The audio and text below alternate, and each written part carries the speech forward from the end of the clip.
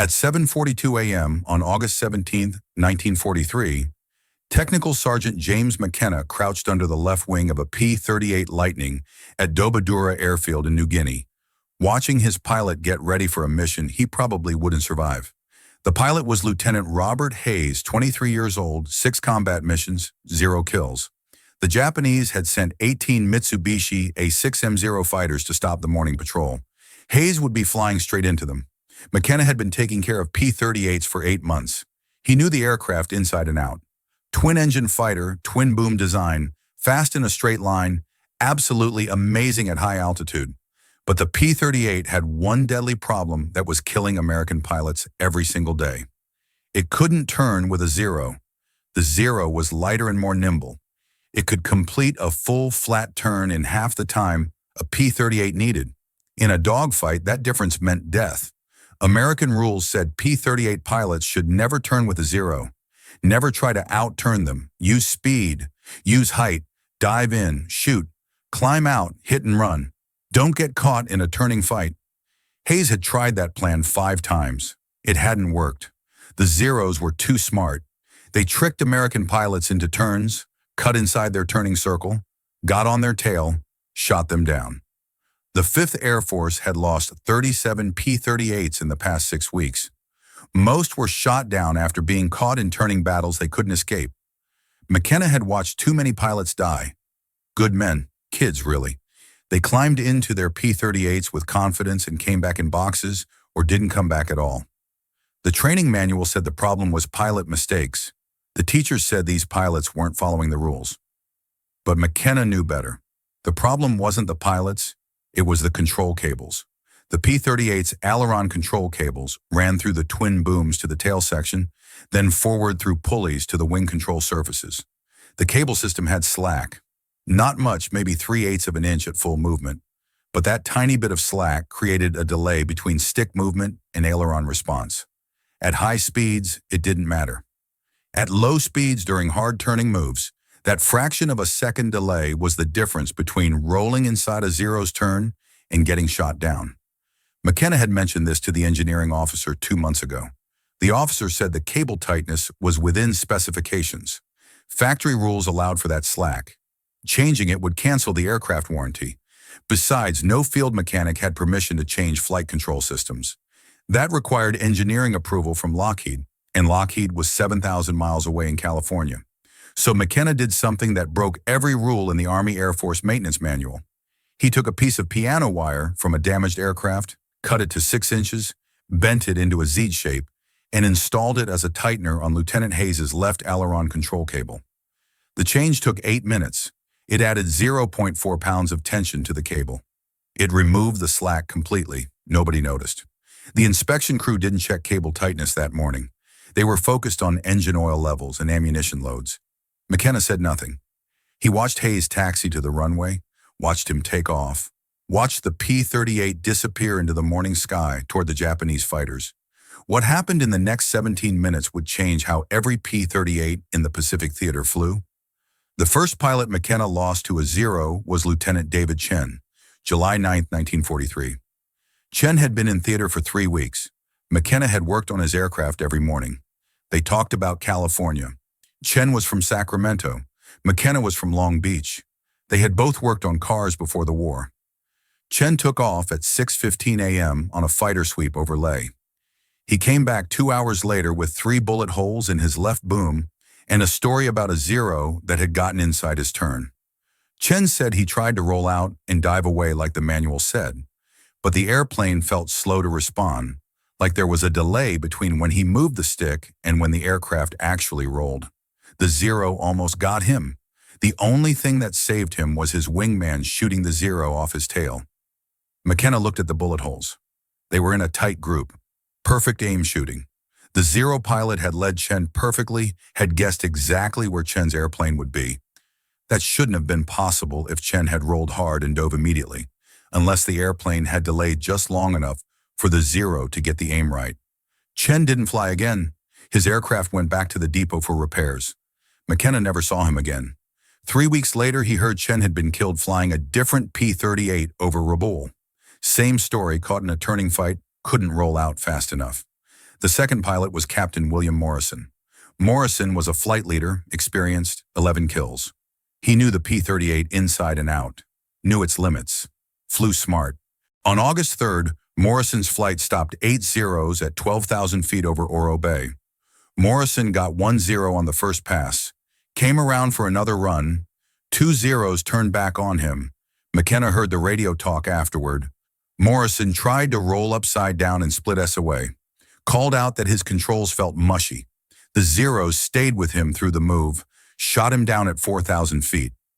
Morrison's wingman said it looked like Morrison's airplane wasn't responding fast enough, like he was fighting the controls. Morrison died in the crash. Morrison's crew chief was a friend of McKenna's, a guy named Rodriguez from Texas. Rodriguez was convinced there was something wrong with Morrison's aircraft. He checked everything after they recovered the wreckage. Engine settings, control surface setup, cable tightness. Everything was within spec. Nothing wrong with the airplane. The official report said pilot mistake. Rodriguez didn't believe it. Neither did McKenna. By mid-August, McKenna had watched 17 pilots die. Some he knew well. Most he'd only met briefly while doing pre-flight checks. But he'd worked on all their aircraft, had signed off their maintenance logs, had watched them taxi out, watched them take off. Some came back, some didn't. The ones who came back told the same story. The P-38 felt slow to respond in hard turns, like there was a slight lag between control input and aircraft reaction. Most pilots thought that was just how the airplane handled. Heavy fighter, big control surfaces, some delay was expected. But McKenna knew that wasn't normal. He'd felt that delay with his own hands when he worked on the control cables, that tiny bit of slack in the system. He started paying attention to the sound the cables made when he tightened them during maintenance. There was a specific tone, a sort of low twang when you plucked them. Loose cables sounded different than tight cables. McKenna could hear the difference. Every P-38 on the line had cables that sounded slightly loose, within spec, but loose. He mentioned this to Rodriguez one evening after Morrison died. Rodriguez asked what could be done about it. McKenna said nothing official, but unofficially there was a solution. It just required breaking rules that could get them both court-martialed. The problem wasn't that American pilots didn't know what to do. They knew. Every briefing stressed it. Every training flight drilled it. Never turn with a zero. Use speed. Use height. Hit and run. The plan was clear. The problem was that combat didn't follow the plan. Lieutenant Robert Hayes had been in New Guinea for 2 months. 23 years old, farm kid from Iowa. He'd flown 6 combat missions and had 0 kills. Not because he was a bad pilot, because he followed the rules. And the rules kept putting him in positions where he couldn't get a shot. On his 3rd mission, Hayes dove on a 0 from altitude, built up speed to 400 miles per hour, came in from the sun like the manual said. Got the 0 in his gun sight, started to pull lead for aim. The 0 snap-rolled left and dove. Hayes tried to follow. His P-38 rolled into the turn but felt like it was moving through mud. By the time his aircraft pointed where he wanted it, the 0 was gone. Hayes pulled out, climbed back to altitude. No shot fired. 4th mission was worse. Hayes and his wingman jumped 2 zeros at 15,000 feet. Hayes got the first burst off, missed. The 0 turned hard right. Hayes rolled to follow. His wingman called out 2 more zeros coming in from above. Hayes tried to roll back level and dive away. The airplane responded, but slowly. Just slowly enough that one of the diving zeros got a 3-second burst into Hayes's right boom. 20-millimeter cannon shells. They didn't go through, but they scared Hayes badly enough that he broke off the fight and ran for home with his engine smoking. 5th mission, Hayes watched his wingman die. The wingman's name was Lieutenant Thomas Parker, 21 years old, Boston. They'd gone through training together. On August 14th, Parker got separated from the formation during a dogfight over Finschhafen. 2 zeros got on his tail. Parker tried everything.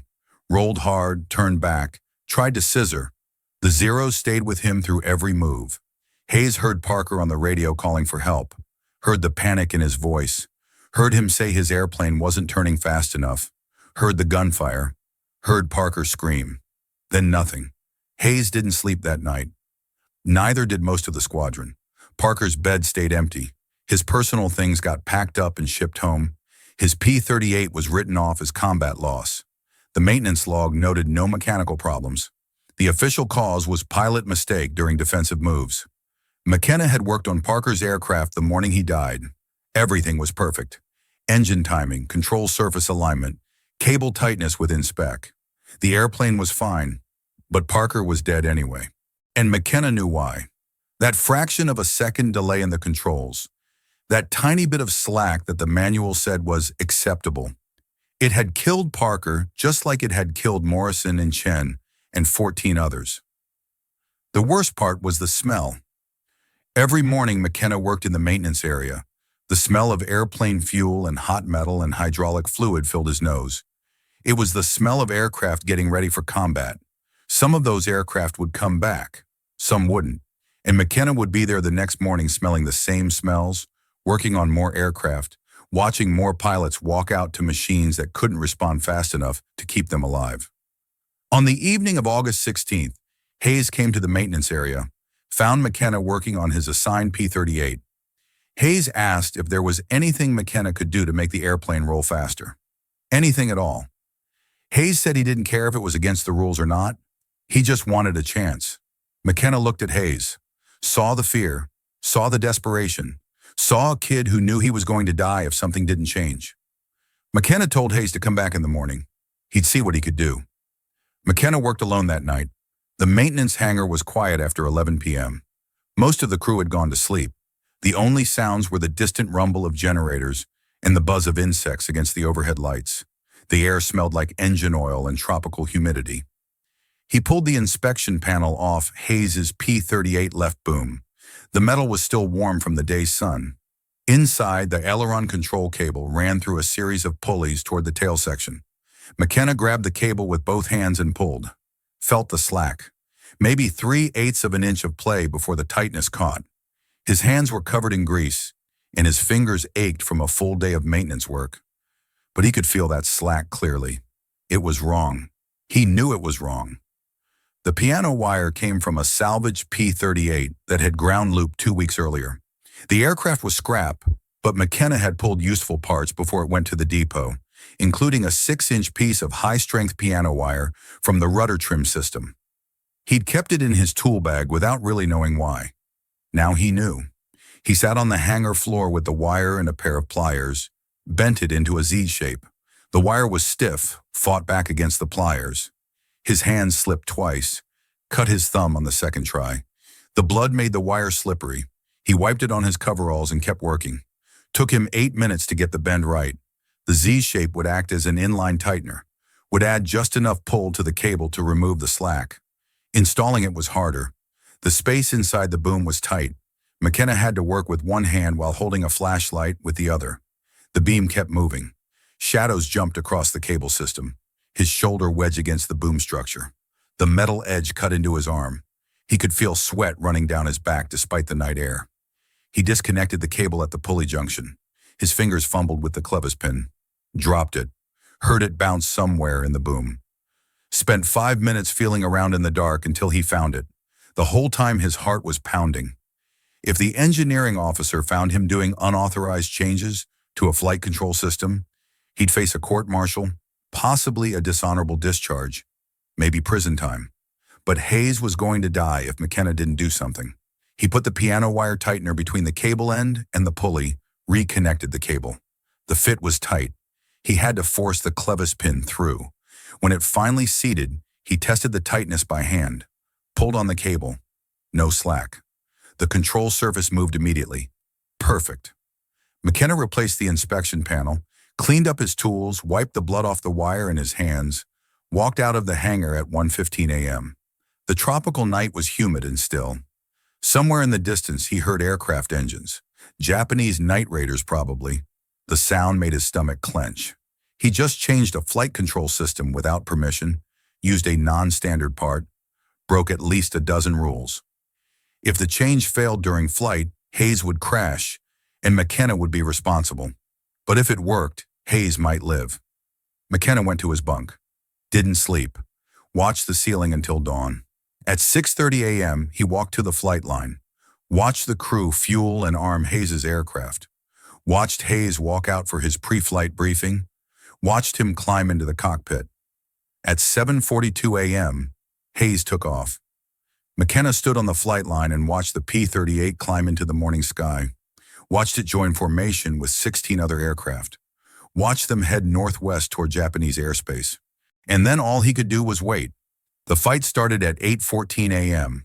Hayes's flight of 4 P-38s stopped 9 zeros at 13,000 feet over the Huon Gulf. The morning sun was behind them. Perfect setup for a diving attack. Hayes was flying number 3 position. His element leader called out the attack. They rolled in. Hayes picked a 0 at the back of the formation, dove from altitude, built speed to 380 miles per hour. The 0 grew larger in his gun sight. Hayes could see the painted rising sun on the body, could see the pilot's head in the canopy. He pressed the trigger. The 4.50 caliber machine guns and single 20mm cannon hammered. Tracers reached out. Most missed. A few hits sparked off the 0's wing. Not enough. The 0 snap rolled right in dove. Hayes rolled to follow. That's when he felt it. The airplane responded instantly. No delay, no lag. The stick moved and the aircraft rolled immediately. Hayes had never felt his P-38 move like that. It was like the airplane had been waiting for his command and did it the moment he gave it. He rolled 90 degrees in what felt like half the normal time. Got his nose down. The 0 was right there in his sight picture. He fired again. 3-second burst. The rounds walked up the 0's body from tail to cockpit. The 0's engine exploded. Pieces flew off. The aircraft rolled upside down and fell toward the jungle below, trailing black smoke. Hayes's first kill. But there was no time to celebrate. His wingman called out 0's diving from above. Hayes looked up, saw 3 of them coming down in a shallow dive. Coming fast. They'd seen him shoot down their friend. Now they wanted revenge. Hayes shoved the throttles forward, started to climb. But the 0's were faster in the dive. They'd be on him in seconds. His only choice was to turn back and fight. Every instinct screamed at him to keep climbing, keep running. That was the plan. But the plan meant dying today. He rolled hard left, pulled. The P-38 snapped around like nothing he'd ever experienced. The nose came through the horizon. He saw the lead 0. It was turning to follow him but hadn't expected Hayes to turn back that fast. The 0 was in a bad position. Open. Hayes pulled lead, fired, hit the 0 in the left wing root. The wing folded. The 0 tumbled. 2 kills in 30 seconds. The other 2 0's tried to scissor with him, taking turns to force an overshoot. Hayes stayed with them. Every time they turned back, his P-38 snapped into the turn instantly. No delay, no fighting the controls. The airplane did exactly what he wanted the moment he wanted it. It was like flying a different aircraft, like someone had removed invisible weights from the control system. 1 0 made a mistake, turned back too hard, lost too much speed. Hayes got inside his turn. Close range, maybe 200 feet. He fired, couldn't miss. The 0 came apart. Pieces of aircraft fell past Hayes's canopy. He felt the P-38 shudder as debris hit his right boom. 3 kills. The 4th 0 ran. Hayes didn't chase. He was low on fuel and ammunition. He climbed back to altitude, formed back up with what was left of his flight. They headed home. The entire fight lasted 7 minutes. When Hayes landed at Dobodura at 9:03 a.m., McKenna was waiting on the flight line. Hayes shut down the engines, climbed out of the cockpit. His hands were shaking. His flight suit was soaked with sweat. He walked straight to McKenna. Hayes said 2 words. It worked. What neither of them realized was that 6 other pilots had watched Hayes's fight from altitude. Captain Frank Mitchell saw the entire fight from 15,000 feet. Mitchell was a flight leader in the 475 fighter group. He'd been watching Hayes's element fight the 0's below when he noticed something unusual. Hayes's P-38 was rolling faster than any Lightning Mitchell had ever seen. The aircraft snapped through moves like it weighed half what it should. Mitchell knew every pilot in the theater, knew their skill levels. Hayes was good, but not that good. Something was different about his airplane. After landing, Mitchell found Hayes in the debriefing room. Hayes was still pumped up on adrenaline, hands shaking as he filled out the combat report. 3 confirmed kills. Mitchell asked him what was different. Hayes said he didn't know. His airplane just responded better today. Faster. Mitchell asked if maintenance had done anything to the aircraft. Hayes said he should talk to Technical Sergeant McKenna. Mitchell found McKenna in the maintenance area 2 hours later. McKenna was working on a different P-38. His hands were black with grease. His coveralls were stained with hydraulic fluid.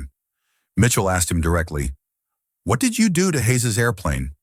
McKenna looked at him for a long moment, then told him, "The piano wire tightener, the cable change, the unauthorized change to the flight control system." Mitchell listened without interrupting. When McKenna finished, Mitchell asked if he could do the same change to Mitchell's aircraft. McKenna said yes, but Mitchell had to understand the risks. The change wasn't approved, wasn't tested. If something went wrong, both of them would face charges. Mitchell said he didn't care. He'd lost 4 pilots in his flight in the past month, all caught in turning fights they couldn't escape. If there was something that could help them survive, he wanted it. Rules could wait. That evening, McKenna changed Mitchell's P-38. Same piano wire tightener, same installation method. Mitchell flew it the next morning, came back raving about the improvement. The airplane rolled like a fighter instead of a truck. He told his wingman. The wingman told McKenna he wanted the change too. By August 20th, McKenna had changed 9 aircraft. Word spread through the squadron. Pilots started asking their crew chiefs if they'd heard about the cable change. Some crew chiefs refused, said it was against the rules. Others were willing to try. McKenna showed them how. Cut the piano wire, bend it into a Z shape, install it as an inline tightener. Takes 8 minutes. Changes everything. The changes spread, pilot to pilot, mechanic to mechanic. No official paperwork, no engineering approval. Just whispered conversations in the ready room and maintenance area. Hayes shot down 2 more zeros on August 22nd using the change controls. Mitchell got 3 on August 25th. Other pilots started coming back from missions with kills. The numbers were impossible to ignore. Lieutenant James Watkins was a crew chief with the 49th Fighter Group stationed at WWII. He heard about the change from a pilot who transferred from Dobodura. Watkins was doubtful, but he tried it on 1 aircraft. The pilot came back from the next mission with his first kill after 8 weeks of combat. Watkins changed 4 more aircraft. Other crew chiefs in the 49th started doing it too. By early September, maybe 40 P-38's in New Guinea had the change. The engineering officer at Dobodura noticed something was different, but couldn't figure out what. Control cable tightness checked out during inspections because the crew chiefs removed the tighteners before inspections and put them back afterward. The pilots knew. The mechanics knew. Nobody told the officers. The kill ratio started shifting. In July, American pilots in the Southwest Pacific lost 2 P-38's for every 0 destroyed. In August, it was 1.3 to 1. By September, it was nearly even. Something had changed, but officially nobody knew what. Then the Japanese noticed. Japanese fighter pilots first reported the change in late August. Flight reports from the 11th Air Fleet mentioned that American P-38's were moving more boldly, rolling faster into turns, turning back more quickly. The reports noted that tactics which had worked reliably for months were suddenly failing. Lieutenant Commander Saburo Sakai was one of Japan's top aces. 64 confirmed kills. He'd been fighting American pilots since Pearl Harbor. On September 3, 1943, Sakai fought a P-38 over WWII. He used his standard tactic. Drew the American into a turning fight, waited for the P-38 to begin its roll, then snapped his turn back the opposite direction to get inside the American's turning circle. Except the P-38 turned back with him. Sakai had done this move dozens of times. He knew exactly how long it took a P-38 to roll, knew the timing perfectly, but this P-38 rolled faster than it should have.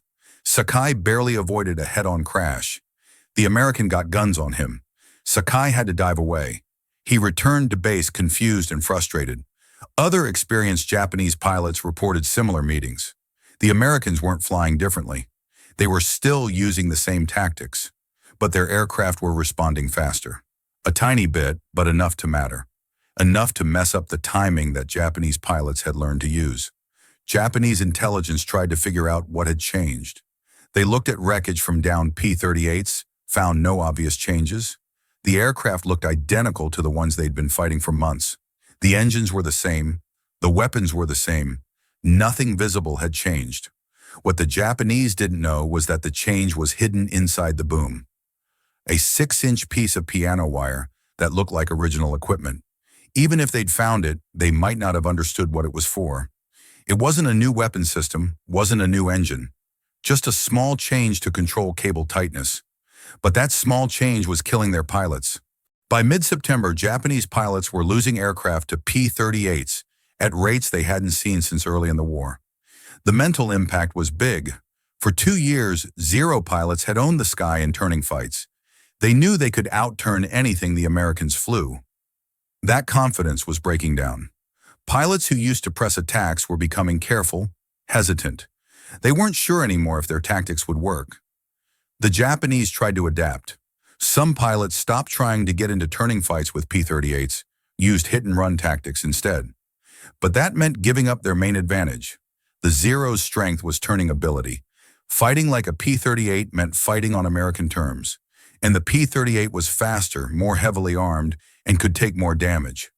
Other pilots tried to make up for it by being more bold, closing to shorter range before firing, taking more risks.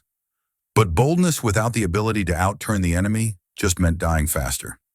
Several experienced Japanese pilots were killed in September, trying tactics that had worked perfectly in July. The basic problem for Japanese pilots was that they were fighting an enemy they couldn't see. They knew something had changed, but they didn't know what, and they couldn't figure out how to fight against it. You can't develop tactics against a change you don't know exists. By the end of September, the 11th Air Fleet had lost 38 fighters in combat with P-38s. American losses in the same period were 22 aircraft. The ratio had flipped. For the first time in the Pacific War, P-38s were killing Zeros at a better than 1-to-1 rate. Japanese command ordered pilots to avoid fighting P-38s unless they had a big number advantage. That order marked a turning point. The Zero had gone from hunter to hunted, and it all came down to a piece of piano wire that nobody was supposed to install. The change never became official during the war. The Army Air Force Engineering Command learned about it in October 1943 when a maintenance inspector at Dobodura noticed uneven cable tightness readings. He traced the differences to the piano wire tighteners, wrote a report, sent it up the chain of command. The report sat on desks for 3 weeks while officers argued about what to do. The change broke rules, but it was working. Fighter squadrons using the change had measurably better kill ratios. Pilots were surviving. The question wasn't whether the change helped. The question was whether to punish the mechanics who'd installed it without permission or quietly approve it after the fact. In November, Lockheed sent an engineering team to New Guinea to check out the change. They tested it, measured the cable tightness, figured out the stress loads, ran flight tests. Their conclusion was that the change was safe and worked well. It should have been part of the original design. Lockheed built a similar tightening system into the P-38J model that entered production in December 1943. But McKenna never received official credit. No award, no medal, no mention in any report. The official Lockheed paperwork said the control system improvement came from engineering analysis. McKenna's name didn't appear anywhere. Hayes survived the war. He flew 63 combat missions, shot down 11 Japanese aircraft, returned to Iowa in 1945, married his high school sweetheart, had 4 children, worked as a crop duster for 37 years. He never forgot what McKenna had done. Every year on August 17th, Hayes called McKenna to thank him for saving his life. Mitchell also survived. He became a squadron commander, led his unit through the Philippines campaign, shot down 16 aircraft. After the war, he stayed in the Air Force, retired as a colonel in 1963. He told the story of McKenna's change to every young maintenance officer he supervised, made sure they understood that sometimes the best solutions come from enlisted mechanics who see problems the engineers miss.